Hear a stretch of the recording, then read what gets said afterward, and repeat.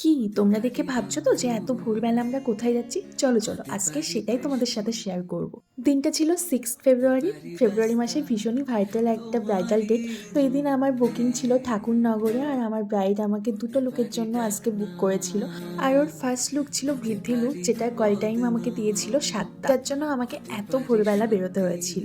তো যাই হোক, ও বসেও পড়েছিল যাওয়ার সাথে সাথে, তো ওর থেকে সবটা শুনে নিলাম যে ওর কেমন লুক চায়। তো আউটপুট এটা এসে দাঁড়িয়েছিল যে লুকটাতে তোমরা অনেক অনেক ভালোবাসা দিয়েছো, সবাই এত অ্যাপ্রিসিয়েট করেছো, থ্যাংক ইউ সো মাচ সবাইকে।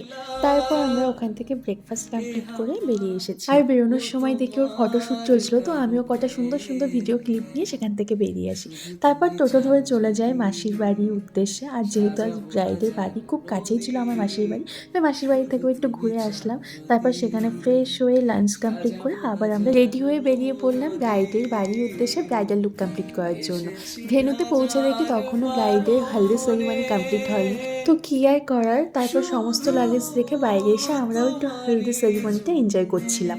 তারপর সমস্ত রিচুয়ালস কমপ্লিট করে ব্রাইডে চলে এসেছে, আর আমি এখানে ওর থেকে জেনে নিচ্ছিলাম যে ও কেমন টাইপের লুক চাইছে।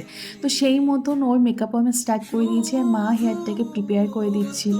আজ ওর লগ্ন ছিল অনেকটা তাড়াতাড়ি, যেখানে ওকে রেডি করে ছাড়ার কথা ছিল 5টা সাড়ে 5টার মধ্যে, সেখানে ও বুঝতে বুঝতে প্রায় 4টে বাজিয়ে দিয়েছিল।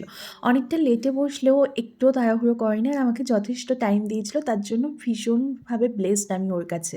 তো ব্রাইডের ফুল লুক দেখার পর ওর ফ্রেন্ডসদের রিয়াকশান ঠিক এটাই ছিল। তো ওর লুকটা তোমাদের সাথেও শেয়ার করলাম, কেমন হয়েছে অবশ্যই জানিও। তোমরাও চাইলে তোমাদের বিশেষ দিনে আমার সাথে যোগাযোগ করতে পারো। বাই।